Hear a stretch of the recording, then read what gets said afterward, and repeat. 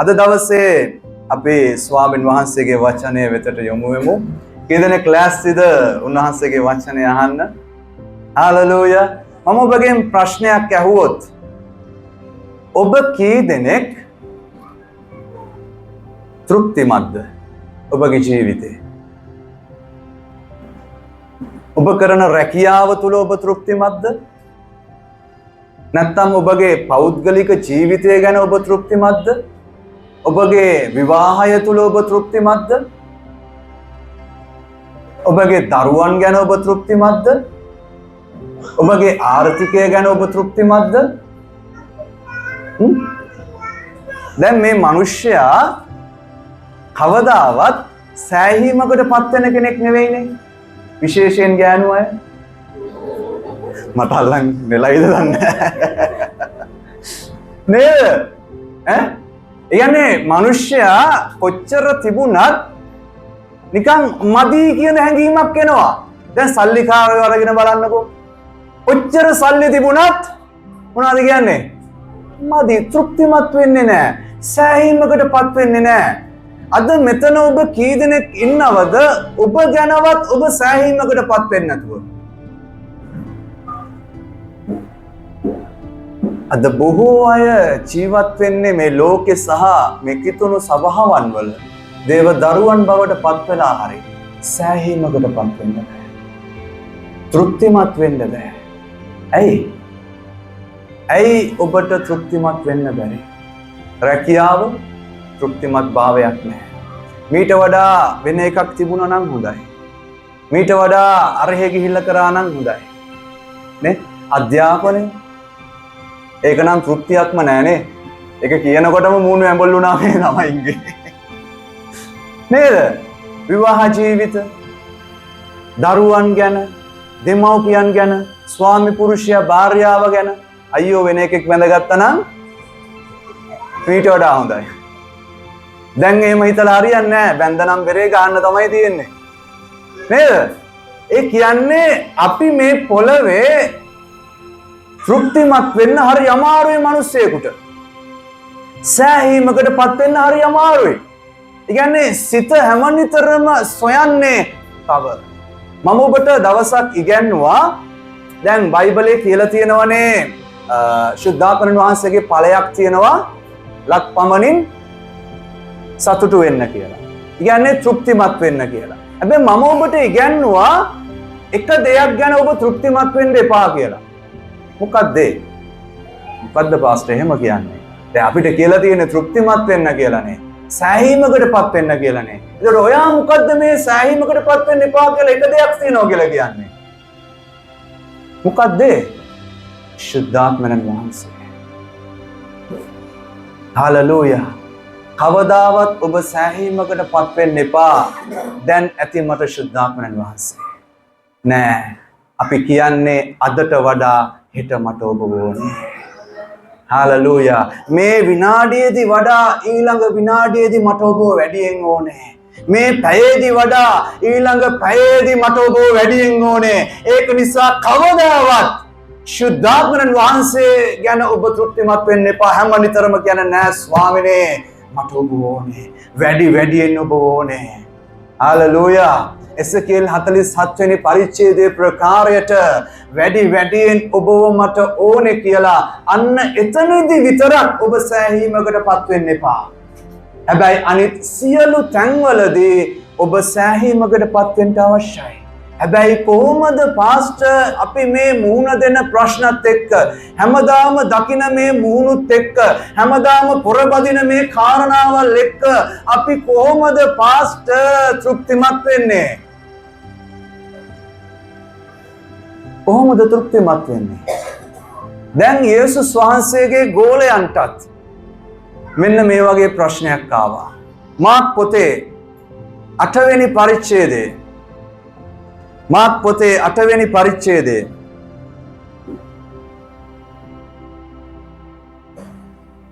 පළවෙනි පදයේ ඉඳලා 4 වෙනි පදය දක්වා. මාර්ක් 8 වෙනි පරිච්ඡේදයේ පළවෙනි පදයේ ඉඳලා 4 වෙනි පදය දක්වා. ඒ දවස්වලදී නැවත ඊතා මහත් සමූහයක් රැස් වූ කල ඔවුන්ට කන්ට කිසිවක් නොතිබුණු බැවින් උන්වහන්සේ තමන් ගෝලයන් කැඳවා සමූහයා කෙරෙහි අනුකම්පා ඇත්තෙමි. මක් නිසාද? ඔවුහු දැනට 3 දවසක් මා ළඟ සිටිති. ඔවුන්ට කන්ට කිසිවක් නැත. ඔවුන් තමුන්ගේ ගෙවලට निराहारයෙන් යන්ට හැරියම් නම් ඔවුන් මාර්ගයේදී ක්ලාන්ත වෙනවා ඇත. ඔවුන්ගෙන් සමහරෙක් දුර සිට ඇවිත් සිටිති කීසේක. උන්වහන්සේගේ ගෝලය උත්තර දෙමින් මෙහි වනාන්තර ස්ථානයකදී මොවුන් කෑමෙන් තෘප්තිමත් කරන්ට කාට පුළුවන් දැයි උන්වහන්සේට කීවේය. හාලෙලූයා. දැන් ඔබට මතක ඇති යේසුස් වහන්සේ 5000කට කන්න දුන්නා. පුරුෂයෝ විතරක් 5000කට කන්න දුන්නා. ඒ කන්න දීලා කූඩ කීයක් ඉතුරු වුණාද? කැබලි කීයක් ඉතුරු වුණාද? පැස් 12ක්. කූඩ 12ක රොටි කැබලි ඉතුරු වුණා. පිරිමි විතරක් 5000කට කන්න දීලා. නිකන් හිතන්නකෝ පිරිමි 5000ක් ඉන්න නම් ගෑනු අය කීයක් ඉන්නේ නැද්ද? ප්‍රතිශතය 15000. නේ? නිකන් හිතලා බලන්නකෝ සභාවක ගත්තත් වැඩියෙන් ඉන්නේ කවුද? ගෑනු. දැන් අපේ මේ ළඟදී සංගණනයක් කරා වැඩියෙන්ම ඉන්නේ කවුද? ගැහැණු අය. එතකොට නිකන් හිතලා බලන්න එදා පිරිමි විතරක් 5000යි. ගැහැණු අය ළමයි ඒ ගැන එතන සඳහන් කරලා නැහැ. හැබැයි යේසුස් වහන්සේ ඔක්කොටමත් කන්න දීලා පැස් 12කත් රොටි ඉතුරු කරගත්තා. දැන් ඒ හාස්කම මේ ගෝලියෝ දැක්කා. මතක තියාගන්න 4000කට කන්න දෙන්න කලින් උන්වහන්සේ 5000කට කන්න දුන්නා. හරිද? දැන් මේ දෙවෙනි අවස්ථාව තමයි මේක. පැහැදිලිද? ඉස්සෙල්ලා 4000කට නෙවෙයි ඉස්සෙල්ලා කීයකටද කන්න දුන්නේ? 5000කට තමයි ඉස්සෙල්ලා කන්න දුන්නේ. හරිද? කොහොමද කන්න දුන්නේ? මොනවද තිබුණේ? පොඩි ළමයෙක් අතේ අර සන්ඩේ ස්කූල් ගීතිකාවකුත් තියෙනවා. රොටි 5යි මාළු 2යි තමයි පිරිමි විතරක් 5000කට කන්න දුන්නේ. හරිද? ඊට පස්සේ ගෑනු අය දරුවන් මේ හැමෝම කෑවා. එතකොට මේ හාස්කම ගෝලියෝ දැක්කනේ? දැක්කා. දැන් දෙවෙනි වතාවෙත් යේසුස් වහන්සේ අවට විශාල සමූහයක් එකතු වෙලා ඉන්නවා. මොකටද? දැන් දවස් කීයක් යේසුස් වහන්සේගේ අවට මේ විශාල සෙනග එකතු වෙලා හිටියද? මේ දැන් තමයි බයිබලයේ කියුවේ. වචනේ කියනවා දෙවෙනි පදේ සමූහයා කෙරේ අනුකම්පා ඇත්තේ මෙමක් නිසාද ඔව්හු දැනට 3 දවසක් මා ළඟ සිටිති. යේසුස් වහන්සේත් පුදුම වැඩ තමයි කරන්නේ. දවස් 3ක් මොනවද කරේ? ඒ විශාල සෙනගක්. හාලෙලූයා. මෙතන කියනවා 4000ක් කියලා. එතන මේ 4000ක සෙනග දවස් 3ක් යේසුස් වහන්සේ තියාගෙන හිටියා. දැන් අපිට මේ පොඩි තැන ඔබට කතා කරන්න මම මයික් එකක් පාවිච්චි කරනවා. දැන් ඒ කාලේ ඒ තාක්ෂණය තිබුණේ නැහැ. යේසුස් වහන්සේ කොහොමද 4000කට කතා කරන්නේ නැත්තේ? හාලෙලූයා. උන්වහන්සේ උස් තැනකට නැගලා මොකද උස තැන ඉඳලා කතා කරනකොට ඒක පහළට පැතිරිලා යනවා. පැහැදිලිද? ඒක නිසා මේ යේසුස් වහන්සේ මොනවද කරන්නේ? දවස් 3ක් ඉගැන්නුවා. දවස් 3ක් ඉගැන්නුවා එක තැනක තියාගෙන. හාලෙලූයා. කොහෙද? කොහේ තියාගෙනද ඉගැන්නුවේ? බයිබලයේ කියනවා වනාන්තරය කියලා. මේ වනාන්තර ස්ථානයක 4000ක පමණක් සෙනග තියාගෙන යේසුස් වහන්සේ දවස් 3ක් ඉගැන්නුවා. උගන්නලා අන්තිම වෙලාවේ යේසුස් වහන්සේට දැනුණා මහත් අනුකම්පාවක්. අනුකම්පාවක් දැනිලා යේසුස් වහන්සේ එයාගේ ගෝලයන්ට කිව්වා දැන් මේ සෙනග මෙයාලා निराहारයෙන් ගියොත් මොකද දවස් 3ක් කන්න නැතුව හිටියා. දවස් 3ක ෆාස්ටින් ප්‍රේ එකක් යේසුස් වහන්සේ තිබ්බා වනාන්තරේ. නේ? දවස් 3ක ෆාස්ටින් ප්‍රේ එකක් තියලා වචනේ ඉගැන්නුවා දවස් 3ක් වනාන්තරේ. වනාන්තරේ මෙහෙම උගන්නලා අන්තිම වෙලාවේ සෙනගට බඩගිනේ කියලා යේසුස් වහන්සේට දැනුණා. අනුකම්පා හිතුණා. අනුකම්පා හිතිලා යේසුස් වහන්සේ ගෝලයන්ට කියනවා දැන් මේ අය මේ විදියටම निराහාරයෙන් යවුවොත් මේ අය මගදී ක්ලාන්ත වෙලා වැටෙනවා. ඒක නිසා යේසුස් වහන්සේ මොනවද කියන්නේ? දැන් මේ අය ක්ලාන්ත වෙලා වැටෙනවා. ඒක නිසා ඔයාලා මොනවා හරි කරන්න. මොකද බොහෝ අය දුර ඉඳලා ඇවිල්ලා ඉන්නේ. ගෝලය මොනවද කියන්නේ? ගෝලය උත්තර දෙමින් මෙහි වනාන්තර ස්ථානයකදී මොවුන් කෑමෙන් තෘප්තිමත් කරන්න කාට පුළුවන්ද යසුසේක? දැන් අර 5000කට කන්න දීපු හාස්කම දැකපු ගෝලයෝ එයාලට අමතක වුණා මේ අවස්ථාවේ මේ යේසුස් වහන්සේට පුළුවන් මේ 4000ටම කන්න දෙන්න කියන එක අමතක වුණා. එයා අහනවා මේ වගේ වනාන්තර ස්ථානයක මේ වගේ විශාල සෙනගකට කෑමෙන් තෘප්තිමත් කරන්න පුළුවන් කාටද? හාලෙලූයා. අද දවසේ මගේ තේමාව ඔබ තෘප්තිමත්. ළඟ ඉන්න කෙනාගෙන් අහන්න ඔබ තෘප්තිමත්ද කියලා. ඔබගේ ජීවිතය ගැන ඔබ තෘප්තිමත්ද? ගෝලයා ඇහුවා කාටද පුළුවන් මේ විශාල සෙනගක් තෘප්තිමත් කරන්න? යේසුස් වහන්සේ මෙතන රහසක් තියෙනවා. උන්වහන්සේ දවස් 3ක් මොනවද කරේ? ඉගැන්නුවා. සෙනගට යම් උපදේශනයන් දුන්නා. ඒ කියන්නේ දවස් 3ේදී උන්වහන්සේ ආත්මිකව පෝෂණය කරා. දවස් 3 අවසානයේදී උන්වහන්සේ දැන් මොනවද කරන්නේ? අපේ මාංශයට අවශ්‍ය කරන පෝෂණය උන්වහන්සේ ලබා දෙනවා. ආමේන්. එහෙනම් ගෝලය ඇහුවා කාටද පුළුවන් මේ විශාල සෙනගක් තෘප්තිමත් කරන්න මේ වනාන්තරයේදී? ඇයි උන්වහන්සේට පුළුවන් ඒ සෙනග තෘප්තිමත් කරන්න? මොකද යේසුස් වහන්සේට විතරයි පුළුවන් ආත්මයටත් මාංශයටත් අවශ්‍ය තෘප්තිය ලබා දෙන්න. ආමේන්. උන්වහන්සේ ආත්මයට විතරක් තෘප්තිය දිය සෙනග යවුවේ නෑ. යවුවද? නෑ. උන්වහන්සේ වචනය විතරක් උගන්වලා දවස් 3ක් निराहारව ඉඳලා උපදේශනයන් ගුරුකම් දීලා ඉගැන්වීම් දීලා උන්වහන්සේ නිකන් හිටියේ නෑ. උන්වහන්සේ මොනවද කරේ? ඊළඟට මාංශයට අවශ්‍ය කරන පෝෂණය උන්වහන්සේ දුන්නා. උන්වහන්සේ දැනගත් සෙනග ඉල්ලුවද මෙතන? සෙනග ඉල්ලුවේ නෑ. උන්වහන්සේ තමයි සෙනග කෙරෙහි අනුකම්පා කරලා උන්වහන්සේ මේ සෙනග වෙනුවෙන් යමක් කරන්න ඕනේ කියලා ඔවුන්ගේ මානසික පිපාසය සංසිඳවන පිණිස තමයි ඒ යේසුස් වහන්සේ මානසික අවශ්‍යතාවයන් ගැන උන්වහන්සේ. ආමේන්.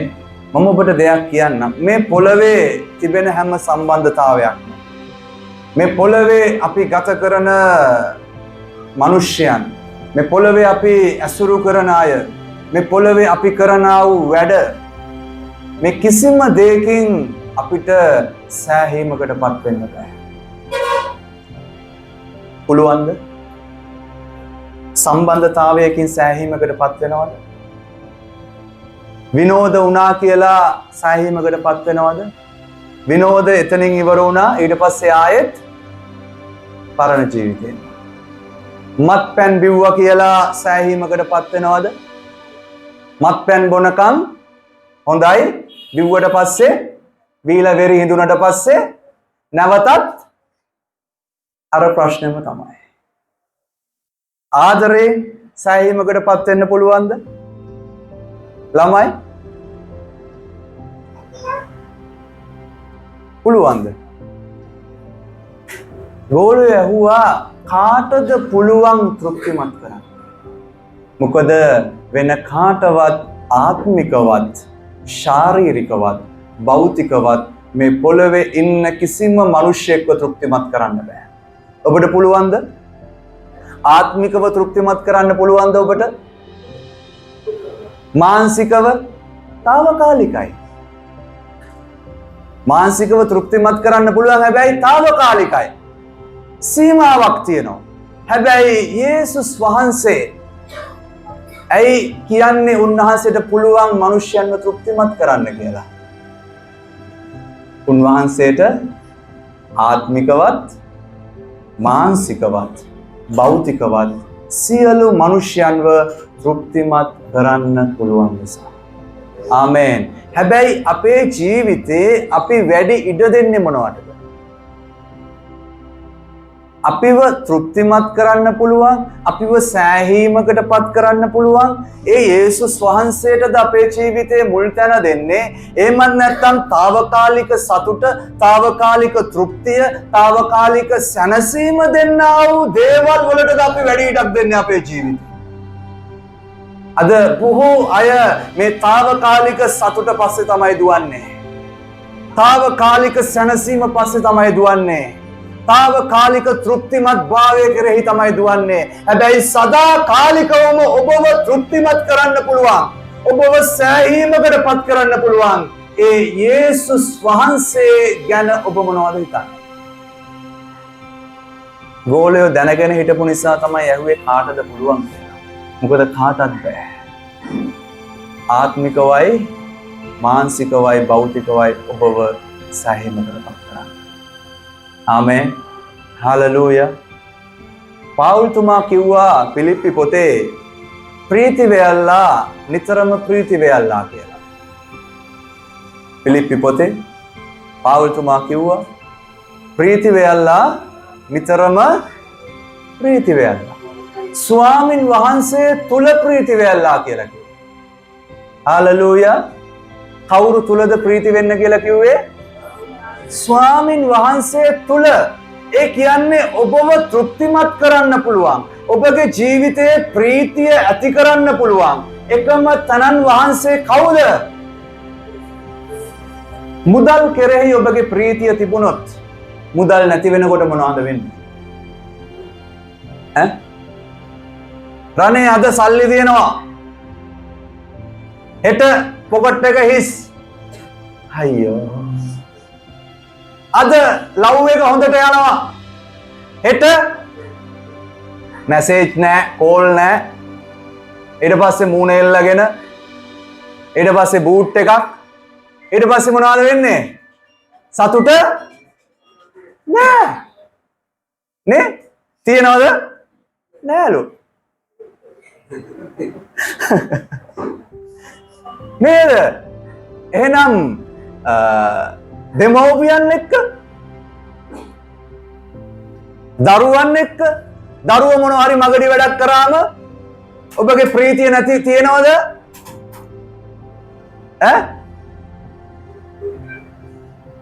සම්බන්ධතාවයන් කැඩුනම ප්‍රීතිය තියනවද? එහෙනම් ඇයි පාවුල්තුමා කිව්වේ ස්වාමින් වහන්සේ තුල ප්‍රීති වෙන්න කියලා? මොකද මේ පොළවේ තියෙන සම්බන්ධතාවයන්, මේ පොළවේ තියෙන මුදල්, මේ පොළවේ තියෙන ආදරය සියල්ල తాවකාලිකයි. ඒක නිසා තමයි ඒ දේවල් අහිමි වෙනකොට, ඒ දේවල් පස්සට යනකොට අපිට දුක හිතෙන්නේ, අපේ සතුට නැති වෙන්නේ.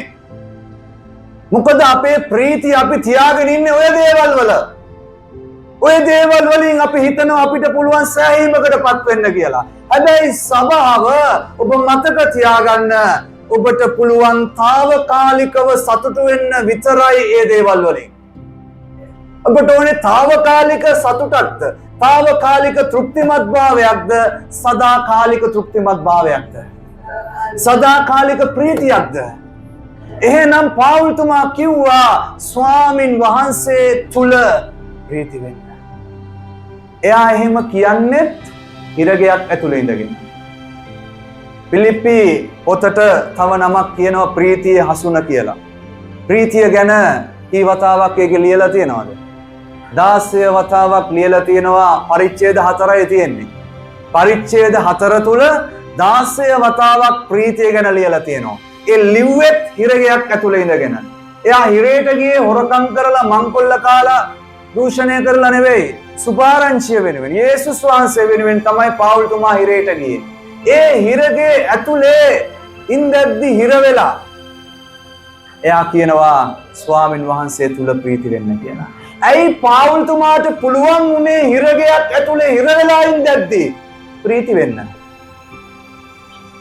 ඇයි යාට පුළුවන් වුණේ හිරගයක් ඇතුලේ ඉඳලා තෘප්තිමත් වෙන්න? ඇයි හිරගේ ඇතුලේ ඉඳගෙන සෑහීමකටපත් වෙන්න පුළුවන් වුණේ ඇයි? ඇයි? එයාගේ ප්‍රීතිය එයා යේසුස් වහන්සේ තුල තබපු නිසා. අද අපි වාතාවරණය දිහා බලලා තමයි සතුටු වෙන්නේ. අද සම්බන්ධතාවයන් දිහා බලලා තමයි සතුටු වෙන්නේ. අපේ ආර්ථිකය දිහා බලලා තමයි අපි සතුටු වෙන්නේ. හැබැයි ඒ සතුට ටික වෙලාවකින් නැති වෙලා යනවා. හැබැයි ඔබ යේසුස් වහන්සේ තුල ඔබගේ ප්‍රීතිය තියාගත්තොත් ඔබට පුළුවන් තෘප්තිමත් වෙන්න. ආමේන්. ඇයි යේසුස් වහන්සේ තුල දෙවියන් වහන්සේ තුල මේ ප්‍රීතිය තබා ගන්න කියලා කිව්වේ? ඇයි? මේ පොළවේ තියෙන හැමදේම මම කිව්වා తాවකාලිකයි. නැති වෙලා යනවා. මුදල් නැති වෙලා යනවා. සම්බන්ධතාවයන් නැති වෙලා යනවා. පැහැදිලිද? හැබැයි වෙනස් නොවන නැති නොවන එකම දේ එකම කෙනා කවුද? යේසුස් වහන්සේ. හාලෙලූයා. උන්වහන්සේ කිව්වා මම යම්සේ සිටින්ද මම එසේම සිටින්නේ. ඊයේ අදත් හෙටත් නොවෙනස් වන දෙවියන් වහන්සේ. ආමේන්. හාලෙලූයා. අන්න ඒ නොවෙනස් වන දෙවියන් වහන්සේ මත ඔබ ප්‍රීතිය තබා ගන්නව නම් උන්වහන්සේව විශ්වාස කරලා උන්වහන්සේ මොන දේ නැති වුණත් කමන්නේ ස්වාමිනේ ඔබ වහන්සේ මාත් එක්ක ඉන්නවා. ඔව් ඔබට රෝගය තියෙනවා වෙන්න පුළුවන්. ඔව් ඔබට ප්‍රශ්නය තියෙනවා වෙන්න පුළුවන්. ඔව් ඔබ පීඩාවෙන් ඉන්නවා වෙන්න පුළුවන්. ඔබ පවුලේ යම් ගැටණයක් තුල ඉන්නවා වෙන්න පුළුවන්. සිත් රිදිලා හදවත් කැඩිලා බිඳිලා තුවාල වෙලා ඉන්නවා වෙන්නට පුළුවන්. හැබැයි ඔබ දැනගන්න ඕන එක දෙයක්. යේසුස් වහන්සේ සදා කාලයටම ඔබත් එක්ක ඉන්නවා. අන්න ඒක නිසා තමයි අපිට ප්‍රීති වෙන්න පුළුවන්. කවුද මේ යේසුස් වහන්සේ? මුළු විශ්වයම මවල පාලනය කරන ජීවමාන දෙවියන් වහන්සේ. ඔබ මම වෙනුවෙන් මේ ලෝකෙට මනුකයක් දරාගෙන ඇවිල්ලා ඔබ මම වාගේ දුක් විඳලා වේදනාවට පත් වෙලා කුරුසයකට ගිහිල්ලා නොකල වරදකට ඒ කුරුසයේ ඇන ගහලා අසපාර ගාලා කටුවටුණු දාලා කෙල ගාලා රැවුල් ගස් උගුල්ලලා නිර්වස්ත්‍ර කරලා ඒ හැම දෙයක්ම වින්දේ ඔබට ආදරය නිසා. අද කවුරු හරි ඔබ වෙනුවෙන් මේ වගේ කරලා තියෙනවද? කවුරුත් එහෙම කරලා නැහැ. හැබැයි අපේ ජීවිතේ වැඩි ඉඩක් දෙන්නේ එහෙම නොකරපු අයට. අපි වැඩි කාලය දෙන්නේ අපි වෙනුවෙන් කිසිම දෙයක් නොකරපු අයට. හැබැයි ඔබ වෙනුවෙන් ජීවිතයම දීලා උන්වහන්සේගේ ලේවලින් ඔබව මිලදීලත් අරගෙන මේ පෞකාර කාලකන්ණි ජීවිතයෙන් ගලවලා සදා කාල ජීවනයකට අතුල් කරපු ඒ විතරක් නෙවෙයි මේ පොළවේ ජීවත් වෙන අන්තිම හුස්ම පොද දක්වා ශුද්ධාත්මයත් අපි තුල තබලා නේ ඒ ශුද්ධාත්මයන් වහන්සේගේ මඟ පෙන්වීමත් අපිට දීලා ශුද්ධාත්මයන් වහන්සේගේ දීමනයි පළයි ඔක්කොම දීලා හරි ලස්සනට අපිව අරගෙන යන දෙවියන් වහන්සේට යේසුස් වහන්සේට අපි මොනවද කරලා තියෙන්නේ? ඔබගේ ජීවිතේ ඔබට සෑහීමකට පත් වෙන්න ඕනේ නම් ඕනෑම වාතාවරණයක ඔබට තෘප්තිමත්ව සෑහීමකට පත් වෙන්න ඕනේ නම් ඔබ කුමක්ද කරන්න ඕනේ? යේසුස් වහන්සේ තුල ප්‍රීති වෙන්න ඉගෙන ගන්න. මගේ සියල්ල ඔබ වහන්සේ. හාලෙලූයා. ඔබ දන්නවා අපිට ආපු ප්‍රශ්න කොහොමද කියලා. දන්නවා අපිට ආපු පීඩාවල් කොහොමද කියලා. හැබැයි ඒ හැම වාතාවරණයකටම අපි මුහුණ දුන්නේ කොහොමද? අදටත් මම ඒ පීඩාව මැද මෙතන ඉඳලා ඔබට මේ ඔබව ධෛර්යමත් කරන්නේ කොහොමද? ඒ පීඩාව ආව කියලා මම මෙතන දාලා ගියාද? දේශනා නොකර හිටියද? මිනිස්සු දැන් මට මොනවා කියයිද? පාස්ටර්ගේ නෝනටම මෙහෙම වුණා, පාස්ටර්ගේ පවුලටම මෙහෙම වුණා කියලා මම දේශනා නොකර හිටියද? නෑ. අදත් කරනවා, හෙටත් කරනවා, අනිද්දාත් කරනවා. හාලෙලූයා. ඇයි මොකද මම දන්නවා මාව කැඳවුවේ දෙවියන් වහන්සේ. උන්වහන්සේ තුල ප්‍රීති වෙන්න. ආමේන්. කවදාවත් වාතාවරණය දිහා බලලා ඔබගේ ප්‍රීතිය ඔබ සලකුණු කරන්න එපා. එහෙම හිතුවොත් ඔබ වැටෙනවා එතන. අනේ අයියෝ කියලා හිතෙනවා. හැබැයි මේ ගෝලයෝ ඇහුවා කාටද පුළුවන් අපිව තෘප්තිමත් කරන්න? කාටද පුළුවන් මේ විශාල සෙනගක් තෘප්තිමත් කරන්න? ළඟ ඉන්න කෙනාට කියන්න යේසුස් වහන්සේට පුළුවන් තෘප්තිමත් කරන්න. යේසුස් වහන්සේට පුළුවන් සෑහීමකට පත් කරන්න ඔබ. කොහොමද? කොහොමද?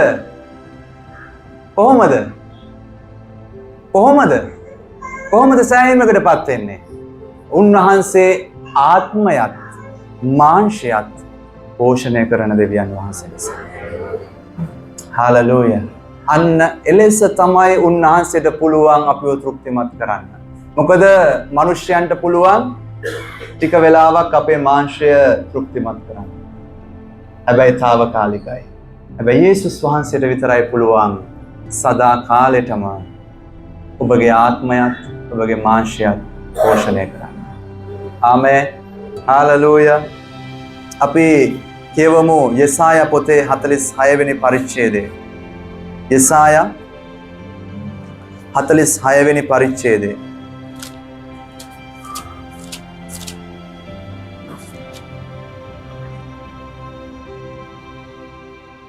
4 වෙනි පදය. යෙසායා 46:4.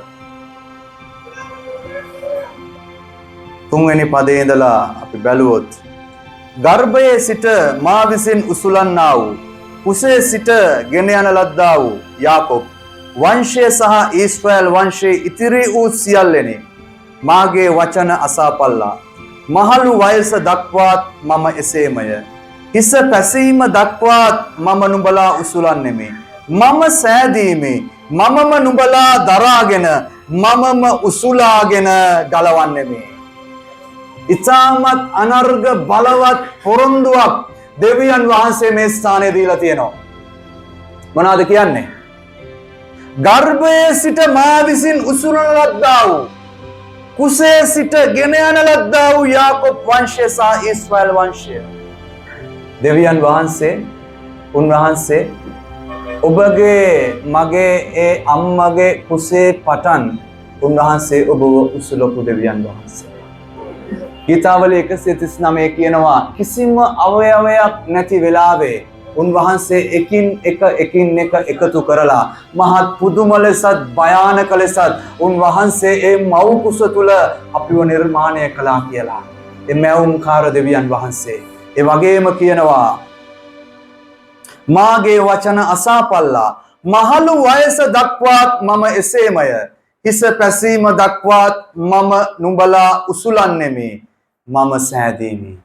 උන්වහන්සේ කියනවා ගර්භයේ ඉඳන් විතරක් නෙවෙයි. ඔයා මේ පොළොවට බිහි වුණාම ඔයාගේ මහලු වයස දක්වා ඔයාගේ හිස පැසීම දක්වා උන්වහන්සේ මොනවද කියන්නේ? මම නුඹලා උසුලනවා කියලා කියනවා. හාලලූයා. ගර්භයේදීත් ඉසිලුවා කියලා කියනවා. හැබැයි උන්වහන්සේ කියනවා මහලු වයස දක්වාත් මමම තමයි උසුලාගෙන යන්නේ. ඇයි? ඒ දෙවියන් වහන්සේ ජීවමානයි. උන්වහන්සේ සදාකාලික දෙවියන් වහන්සේ. බලන්න හරි ලස්සනට මෙතන වචනේ කියනවා මව් ගර්භයේදීත් උන්වහන්සේ ඉසිලුවා. ඒ වගේම හිස පැසීම මහලු වයස දක්වා. අද කී දෙනෙක් ඔබ බයෙන් ඉන්නවද ඔබගේ අනාගතය ගැන? දරුවන් ඔබට සලකන්නේ නැති වෙයි. දරුවෝ ඔබ ගැන බලන්නේ නැති වෙයි. කී දෙනෙක් ඔබගේ අනාගතය ගැන ඔබගේ මහලු වයස ගැන ඔබ බයෙන් ඉන්නවද?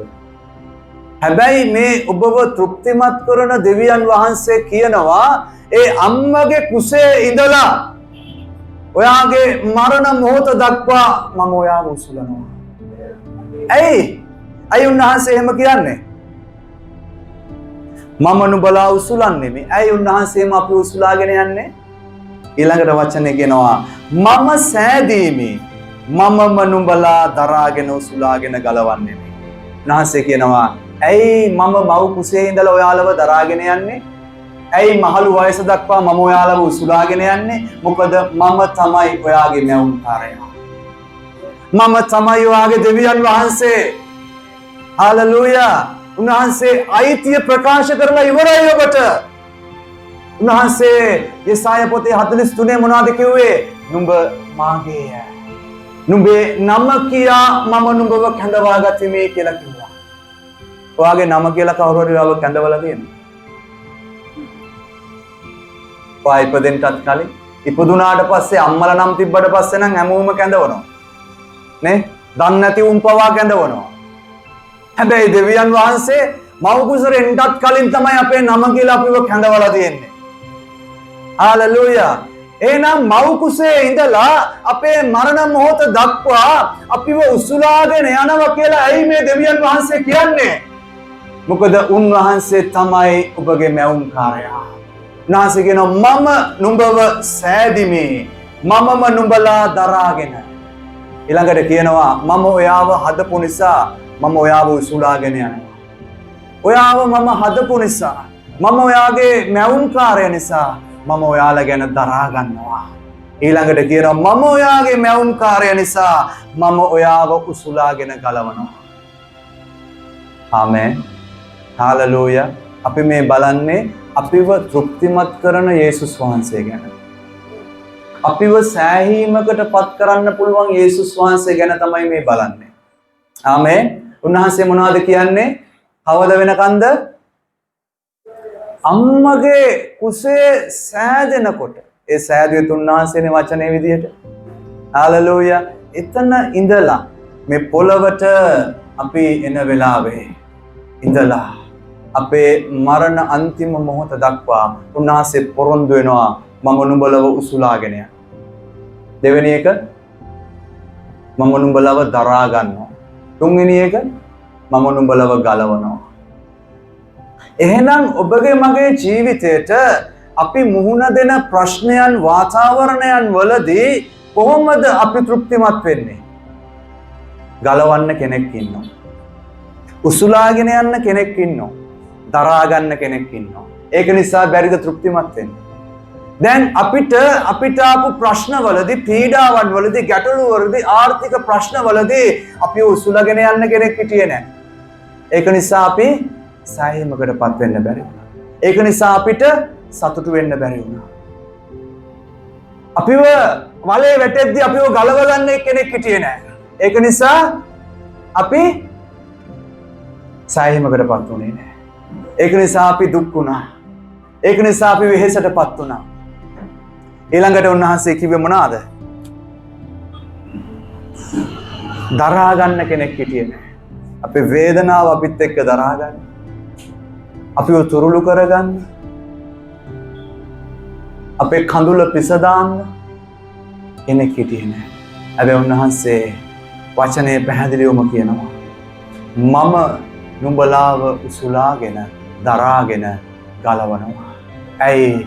මම නුඹේ මැවුම්කාරය නිසා. සභාව ඔබගේ මැවුම්කාරයෙක් ඉන්නවා.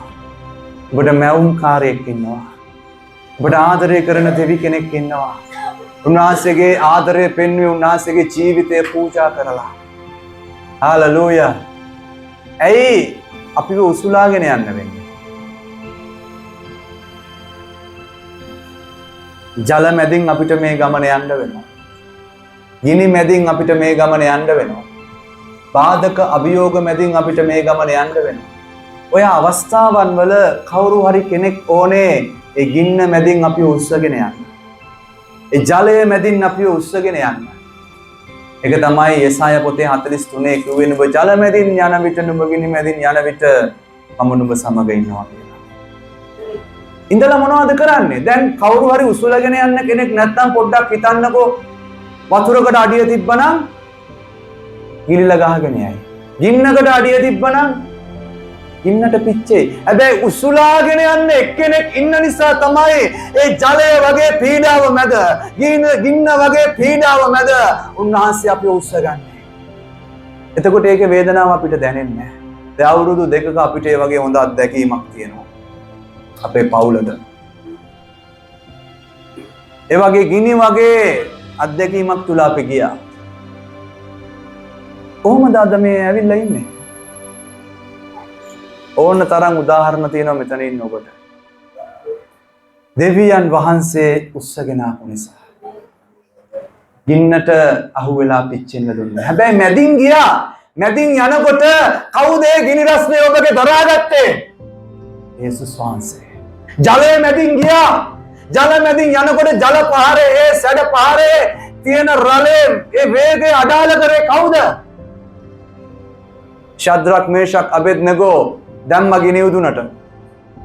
දැන් මේ තුන් දෙනයි සත් පාරක් ඒ ගින්දරේ රස්නේ වැඩි කරලා උදුනේ රස්නේ වැඩි කරලා ඔක්කොම බලාගෙන ඉන්නවා දැන් මොනව වෙනවද කියලා. ශද්‍රක් මේෂක් අබෙද්නෙගෝ ඒ දාපු අනිත් අයවත් පිච්චිලා ගියා එච්චර රස්නේ. හැබැයි දැන් කට්ටිය බලන් ඉන්නවා ෂෝ එකක් වගේ 7:30 මොකද්ද මේ ෂෝ එක ෆිල්ම් හෝල් එකේ වගේ දැන් බලන් ඉන්න ඔක්කොම දැන් මුන්ට බඩු හරි කියලා. එක පාරට දකිනවා මේ තුන් දෙනත් එක්ක තවත් එක්කෙනෙක් ඉන්නවා. හැමෝම පුදුම වෙලා රජතුමා අහනවා කවිෂ්ක අපි දැන් මේ තුන් දෙනයිනේ ගිනි උදුනට. හැබැයි හතරවෙනි එකගේ රූපයක් මට පේනවනේ. ඔයා තව කවුරු හරි දැම්මද? ඒ හතරවෙනියගේ පෙනීම දෙවියන් වහන්සේගේ පුත්‍රයා වගේ, දේව දූතෙක් වගේ කියලා කියනවා. හාලෙලූයා. කවුද ඒ ගිනි රස්නය දරා ගන්න ගින්දර මැද අර තුන් දෙනාව උසුලගෙන හිටියේ? යේසුස් වහන්සේ. හාලෙලූයා. එනම් ඔබට තෘප්තිමත් වෙන්න බැරිද ඔබගේ ජීවිතේ? ඔබ ගමන් කරන ඕනෑම වාතාවරණයක ඔයාව දරාගෙන යන්න එක්කෙනෙක් ඉන්නවා. ඔයාව උස්සගෙන යන්න එක්කෙනෙක් ඉන්නවා. ඔයා කියනවා මගේ වේදනාව කාටවත් පේන්නේ නැහැ. මගේ හිත ඇතුලේ අඬන එක කාටවත් පේන්නේ නැහැ. අද ඔබ කී දෙනෙක් මෙතන එහෙම වාඩි වෙලා ඇත්ද? හිත ඇතුලෙන් අඬනවා. හැබැයි එළියට hina වෙලා ඉන්නවා.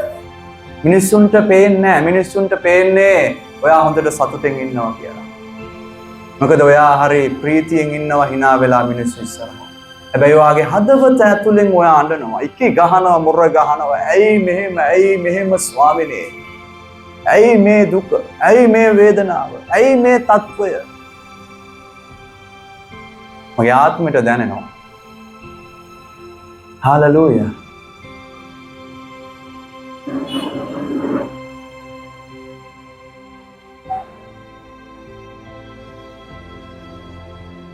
ඒ වෙලාවේදී ඔබ දැනගන්න ඕන දෙයක් තමයි ඔබගේ ඒ වේදනාව ඔබත් එක්ක දරා ගන්න කෙනෙක්. මොකද උන්වහන්සේ කිව්වා යසායා පොතේ 51 වෙනි පරිච්ඡේදයේ උන්වහන්සේ උසුලා ගත්තේ අපේ දුක්ඛය, දරා ගත්තේ අපේ වේදනාවය. උන්වහන්සේ අපේ වේදනාවයි දුකයි කඳුලයි හැම දෙයක්ම කුරුසියේ දරා ගත්තා. දරාගෙන කිව්වා වෙහෙස වෙන බරු උසලන සියල්ලනි මා වෙතට වරෙල්ලා මම නුඹලාට සහනය දෙමි කියලා. ආමේන්. හාලෙලූයා. දැන් අහන්න ළඟ ඉන්න කෙනාගෙන් ඔබට තෘප්තිමත් වෙන්න බැරිද? ඔබට සතුටු වෙන්න බැරිද? මෙහෙම එකක් ඔබ හිතා ගන්න ඕනේ. ඔබගේ වාතාවරණය දිහා බලලා සතුටු වෙන්න ඉගෙන ගන්න එපා. මුදල් දිහා බලලා සතුටු වෙන්න ඉගෙන ගන්න එපා. සම්බන්ධතාවයන් දිහා බලලා සතුටු වෙන්න ඉගෙන ගන්න එපා. ඒ වගේ මොනවා හරි වෙන්වීමක්, ඈත්වීමක්, නැතිවීමක් වෙනකොට ඔබට ඇති වෙන්නේ දුක. ඔබට ඇති වෙන්නේ වේදනාව. හැබැයි අද අපි බලන්නේ අපිව සෑහීමකටපත් කරන්න පුළුවන්. අපිව ප්‍රීතිමත් කරන්න පුළුවන්. ඒ මහා ආදරණීය යේසුස් වහන්සේ ගැන. ආමේන්. හාලෙලූයා. ගෝලයේ ඇහුවා කාටද පුළුවන් මේ වනාන්තරයේ තෘප්තිමත් කරන්න? අද ඔබ වනාන්තර වගේ ඔබගේ ජීවිත ඒ වගේ ස්ථානයන් වල තිබෙනවා වෙන්නට පුළුවන්. බයත් එක්ක ඔබගේ ජීවිතය ඔබ ගත කරනවා වෙන්නට පුළුවන්. බලාපොරොත්තුවක් නැතුව ඔබ ගත කරනවා වෙන්නට පුළුවන්. ඔබගේ අනාගතය ගැන කිසිම දෙයක් දන්නේ නැතුව ඔබ ජීවත් වෙනවා ඇති. දරුවන් ගැන, දෙමව්පියන් ගැන, රැකියාවන් ගැන, විවාහය ගැන, අනාගතය ගැන, ආර්ථිකය ගැන මේ හැම දෙයක් එක්කම පොරබදිමින් ඔබ ජීවත් වෙනවා ඇති වනාන්තරයක වගේ. හැබැයි ඔබ දැනගන්න ඕන දෙයක්. වනාන්තරයේදී පවා තෘප්තිමත් කරන්න පුළුවන් එක්කෙනෙක් ඉන්නවා. වනාන්තරය වගේ ස්ථානයක ඔබ හිටියත් දැන් ඔබගේ මේ ජීවිතය ඔබ කියනවා නම් පාස්ටර් මගේ ජීවිතේම දැන් වනාන්තරයක් වගේ. හරි අන්ධකාරයි කියලා ඔබ කියනවා නම් ඔබට තියෙනවා විසඳුමක්. ඔබට තියෙනවා සුභාරංචියක්. මොකද්ද? යේසුස් වහන්සේට පුළුවන් වනාන්තරයේදී ඔබව තෘප්තිමත් කරන්න. ඇයි? උන්වහන්සේ ඔබගේ මැවුම්කාරය නිසා. මැවුම්කාරය නිසා උන්වහන්සේ මොනවද කරන්නේ? උසුල ගන්නවා, දරා ගන්නවා, ගලවනවා. හාලෙලුයා. ගලවන්නත් පුළුවන් උන්වහන්සේ. ආරක්ෂා කරන්නත් පුළුවන් උන්වහන්සේට. හාලෙලුයා. එහෙනම් උන්වහන්සේ තුල අපිට පුළුවන් සත්‍යමත් වෙන්න. ගීතාවලිය 23 වෙනි පරිච්ඡේදයේ එඬේරා සහ ගැටලුවා අතර තියෙන සම්බන්ධතාවය ගැන කතා කරනවා. ගීතාවලිය 23 වෙනි පරිච්ඡේදයේ එඬේරා සහ ගැටලුවා අතර තියෙන සම්බන්ධතාවය, එඬේරාගේ වගකීම ගැන කතා කරනවා. මේ යේසුස් වහන්සේ යහපත් එඬේරා. දාවිද් තුමා තමයි මේ ගීතිකාව ලියන්නේ. මොකද ඔහුත් ගැටලුවන් බලාගත්ත එඬේරෙක් නිසා. ඔහු කියනවා ස්වාමින් වහන්සේ මාගේ එඬේරාය, මට හිඟයක් නොවන්නේය. උන්වහන්සේ නිල් ගොදුරු බිම්වල මා ළඟින්ට සලස්වනසේක. නිශ්චල වූ දිය අසලින් මා ගෙන යනසේක. උන්වහන්සේ මගේ ආත්මය ප්‍රාණවත් කරනසේක. ස්වකීය නාමය නිසා ධර්මිෂ්ඨකමේ මාවත්වල මා ගෙන යනසේක. එසේය මරණ සෙවනේ මිටියාවත මැදින් යන්නෙම් නමුත් කිසි උපද්‍රවයකට බය නොවන්නෙමි. මක් නිසාද ඔබ මා සමගය. ඔබගේ දණ්ඩෙන් හා සැරයටියෙන් මට සැනසෙල්ල ලැබේ. මාගේ සතුරන් ඉදිරියේහි ඔබ මට කෑම මේසයක් පිළියෙල කරනසේක. මාගේ හිස තෙලින් ආලේප කළසේක. මාගේ කුසලාන උතුරායයි. සැබවින් යහපත්කමත් කරුණාවත් මාගේ ජීවිතයේ සියලු දවස්වල මා අනුව එන්නේය. මම සදාකල්ම ස්වාමින්ගේ ගෘහයෙහි වාසය කරන්නෙමි. ආමේන්. යේසුස් වහන්සේ අපේ යහපත් එඬේර නිසා අපිට පුළුවන් තෘප්තිමත් වෙන්න. උන්වහන්සේ යහපත් එඬේර නිසා එඬේරගේ වගකීම ගැටලුවන් පෝෂණය කිරීම, ගැටලුවන් ආරක්ෂා කිරීම, ගැටලුවන්ට මඟ පෙන්වීම තමයි එඬේරගේ වගකීම.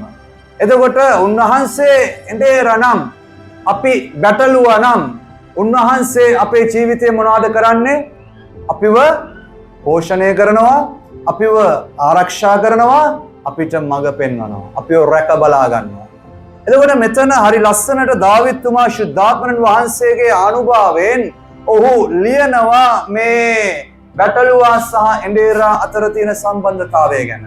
කොහොමද මේ එඬේරා තමන්ගේ ගැටලුවන්ව මඟ පෙන්වගෙන යන්නේ? හරි ලස්සනට කියනවා ස්වාමින් වහන්සේ මගේ එඬේරා නිසා මට හිඟයක් වෙන්නේ නැහැ. උන්වහන්සේ නිල් තන ගොදුරු බිම්මත මාව ඇවිද්දවනවා. අද අපේ ගීතිකාවෙනුත් ගායනා කරා නේද? ඊට පස්සේ කියනවා උන්වහන්සේ මගේ ආත්මය ප්‍රාණවත් කරනසේක. මම ඔබට කිව්වා ඇයි මේ යේසුස් වහන්සේට පුළුවන් අපිව තෘප්තිමත් කරන්න? මොකද්ද කාරණා දෙක? උන්වහන්සේට පුළුවන් අපේ ආත්මයත් අපේ මාංශයත් යන දෙකම පෝෂණය කරන්න, තෘප්තිමත් කරන්න. මෙතනත් ඒක තමයි කියන්නේ. දැන් හොඳට ඔබ මේ පද 6 කියවල බැලුවොත්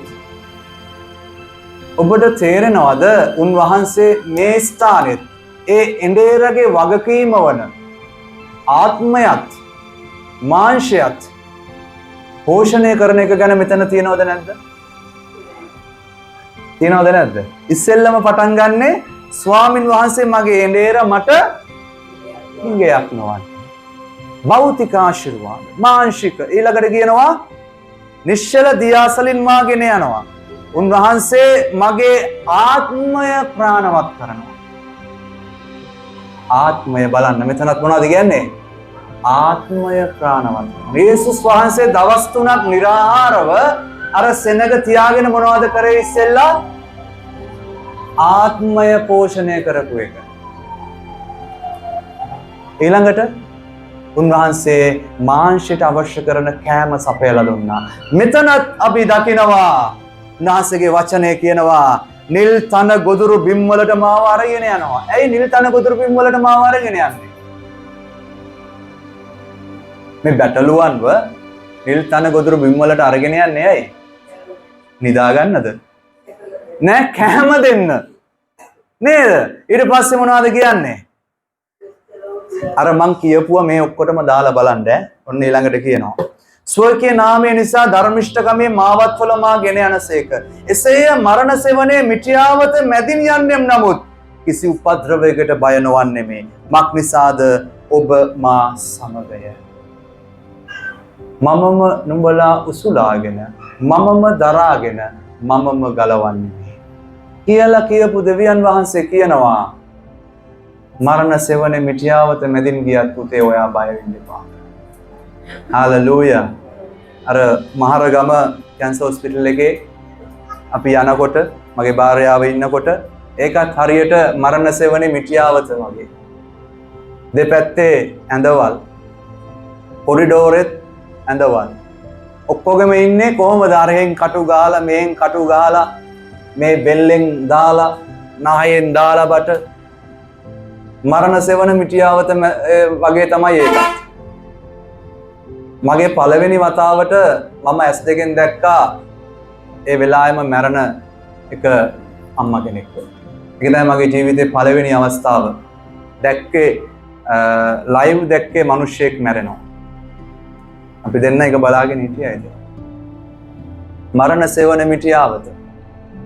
හැබැයි වචනේ කියනවා මරණ සෙවණ මිත්‍යාවත මැදින් ගියත් මම බය වෙන්නේ නැහැ. ඇයි? මොකද්ද? ඇයි බය වෙන්නේ නැත්තේ? ඔබ මා සමගයි. කවුද මේ කියන්නේ? ඔබගේ මැවුම්කාර දෙවියන් වහන්සේ කියනවා ඔයා මරණ සෙවණ මිත්‍යාවත මැදින් ගියත් මම ඔයත් එක්ක ඉන්නවා. වජාල මැදින් ගිනි මැදින් ගියත් මම ඔයත් එක්ක ඉන්නවා. ආමේන්. ඊට පස්සේ මොනවද කියන්නේ? ඔබගේ දණ්ඩෙන් හා සැර යටියෙන් මට සැනසෙල්ල ලැබේ. මාගේ සතුරන් ඉදිරියේහි ඔබ මට කෑම මේසයක් පිළියෙල කළසේක. හාලෙලූයා. සතුරෝ ඉදිරියේ මොනවද පිළියෙල කරන්නේ? කෑම මේසයක් පිළියෙල කරනවා. ආමේන්. අතනදී වනාන්තරයේදී කෑමෙන් තෘප්තිමත් කළා 4000ක සෙනඟ. මෙතන කියනවා සතුරන් ඉදිරියේ කෑම මේසයක් පිළියෙල කරනවා.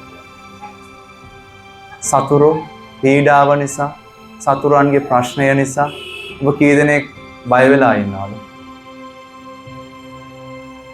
එතනින් අදහස් කරන්නේ හමුදාවක් ඔබට විරුද්ධව නැගිට්ටත් සේනාවල දෙවියන් වහන්සේ ඔබත් එක්ක නම්. තේරුණාද? ඒ සතුරු උපද්‍රව පීඩාව මැද්දෙත් ඔබට පුළුවන් තෘප්තිමත් වෙන්න.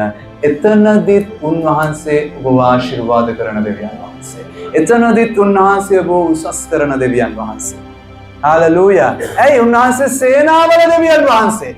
සේනාවල නෙවෙයි, සේනාවල. හේනාවල ස්වාමීන් වහන්සේ අද නැහැ. හාලෙලූයා. උන්වහන්සේ සේනාවල දෙවියන් වහන්සේ. නිසා ඔබට විරුද්ධව කවුරු යුද්ධයට ආවත්, සේනාවක් යුද්ධයට ආවත්, දාවිතුමා කියනවනේ මට විරුද්ධව සේනාවක් කඳවුරු බැන්දත් මම බය වෙන්නේ නැහැ. උන්වහන්සේ කරන කොටගෙන මම පෞරකින් පයින්නවා කියලා කියනවා. හාලෙලූයා. එහෙනම් සතුරන් ඉස්සරහදී පවා ඔබ ඉස්සරහා හරි ලස්සනට කෑම මේසයක් තියන්න පුළුවන් කාටද? යේසුස් වහන්සේට. ඒ කියන්නේ ඒකත් බය වෙන්න ඕනේ නැහැ. මොකද ඒ හමුදාවට වඩා දෙවියන් වහන්සේ සියලු හමුදාවන්ගේ සේනාධිපති වූ දෙවියන් වහන්සේ. ආමේන්. ඉතින් අපි බය වෙන්න ඕනේද? ඊළඟට කියනවා මගේ කුසලානුතුරා යනවා. යහපත්කමත් කරුණාවත් මාගේ ජීවිතේ සියලු දවස්වල මානු වෙනවා. අඟහරුවාදා පමණක් උන්වහන්සේගේ කරුණාවත් යහපත්කමත් මගේ ජීවිතයේ තිබේ. ඉරිදා උදෑසන 9:30 සිට 12 දක්වා ස්වාමින්ගේ කරුණාවත් ස්වාමින්ගේ යහපත්කමත් මගේ ජීවිතේ මා අනුව එයි. ඊතුරු දවස් 6ම එසේද මෙතන මොනවද කියන්නේ? සැබවින් යහපත්කමත් කරුණාවත් මගේ ජීවිතේ සියලු දවස්වල මා අනුව. ඒක තමයි කිව්වේ අම්මගේ ගර්භයේ ඉඳලා හාලෙලුයා ඔබ මැරෙන මොහොත දක්වා උන්වහන්සේ ඔයත් එක්ක ඉන්නවා කියන එකේ අර්ථය මොකද්ද? යහපත්කමත් කරුණාවත් සියලු දවස්වල ඔබ අනුව එනවා කියන එක. ඇයි? දෙවියන් වහන්සේ කරුණාවේ දෙවියන් වහන්සේ. දෙවියන් වහන්සේ යහපත් දෙවියන් වහන්සේ. උන්වහන්සේ කරුණාවේ දෙවියන් වහන්සේ නිසා. උන්වහන්සේ යහපත්කමේ දෙවියන් වහන්සේ නිසා. උන්වහන්සේව අදහන ඔබ කෙරෙහි ඔබගේ ඒ ජීවිත කාලය පුරාම උන්වහන්සේගේ කරුණාවත් උන්වහන්සේගේ යහපත්කමත් ඔබ අනුව එන්න උන්වහන්සේ සලස්වලා ඉවරයි. ඉතින් ඇයි අපි දුක් වෙන්නේ? ඒක නිසා තමයි කිව්වේ පාවුල්තුමා ස්වාමීන් වහන්සේ තුල ප්‍රීති වෙන්න කියලා. මොකද ඒ එඬේරා බැටළුව ගැන හැමදේම බලන නිසා. ඔබ එඬේරෙක්ද? ඔබ බැටළුවෙක්ද? ඔබ බැටළුවා. කවුද එඬේරා? යේසුස් වහන්සේ. ආමේන්. මොකක්ද එඬේරාගේ වගකීම? බැටළුවන් බලා ගැනීම, පෝෂණය කිරීම, ආරක්ෂා කිරීම, මඟ පෙන්වීම. නේ? එතකොට මේ ආකාරයට උන්වහන්සේ ඔබ ගැන සියල්ල උන්වහන්සේ බලා ගන්නවා. එහෙනම් ඇයි අපි තෘප්තිමත් වෙන්න බැරි? ඇයි අපිට සෑහීමකටපත් වෙන්න බැරි?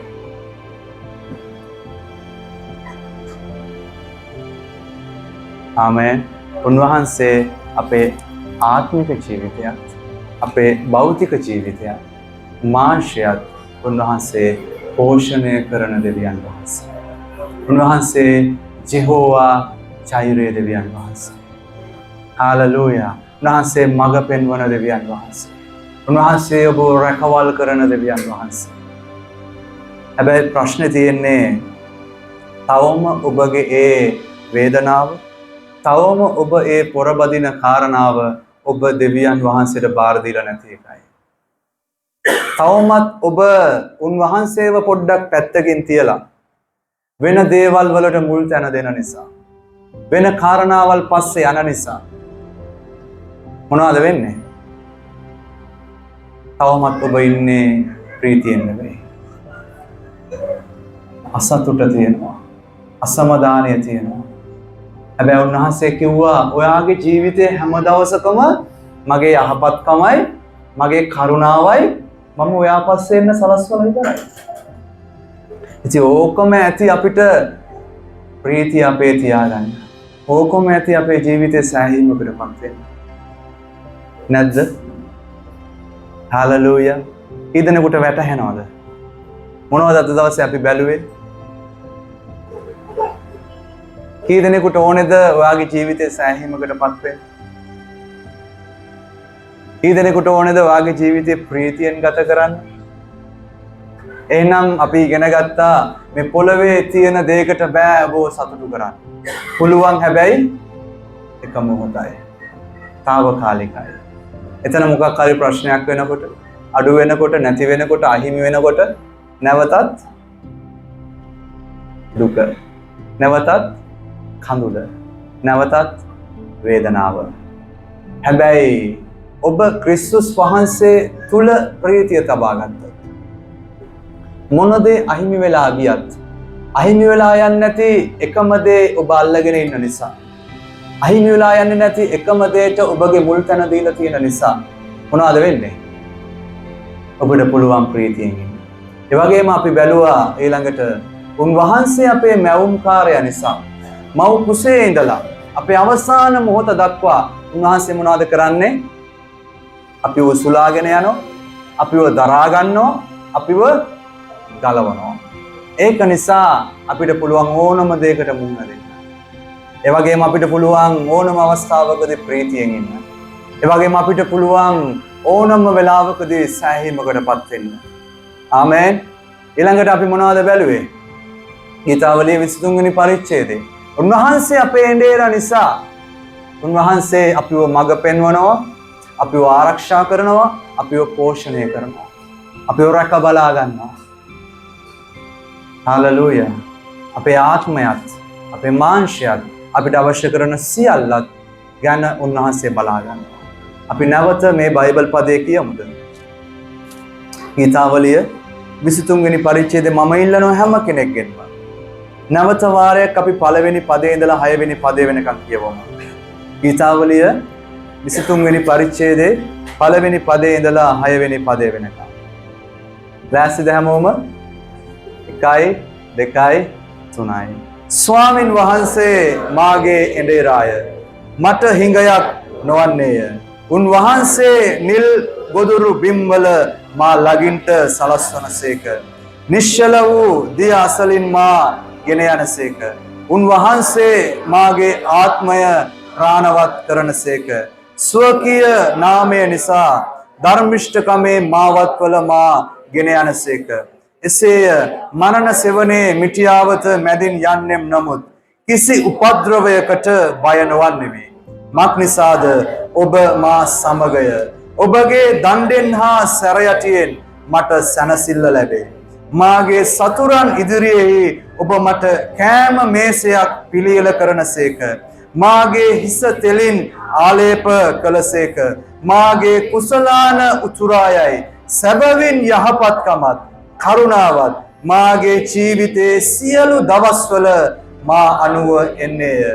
මම සදා කල්ම ස්වාමින්ගේ ගෘහයෙහි වාසය කරන්නේ. ආමේන්. ආත්මයටත් මාංශයටත් භෞතික සියලු දේටත් අවශ්‍ය කරන හැම දෙයක්ම මෙතන උන්වහන්සේ සඳහන් කරලා ඉවරයි. ආමේන්. එහෙනම් ඔබට මට බැරිද සෑහීමකටපත් වෙන ප්‍රීතිමත් ජීවිතයක් ගත කරන්න? මාක් පොතේ 8 වෙනි පරිච්ඡේදයේ අපි බැලුවා. මෙතනින් නැවතත් ගිහිල්ලා අවසන් කරන්නට කැමතියි.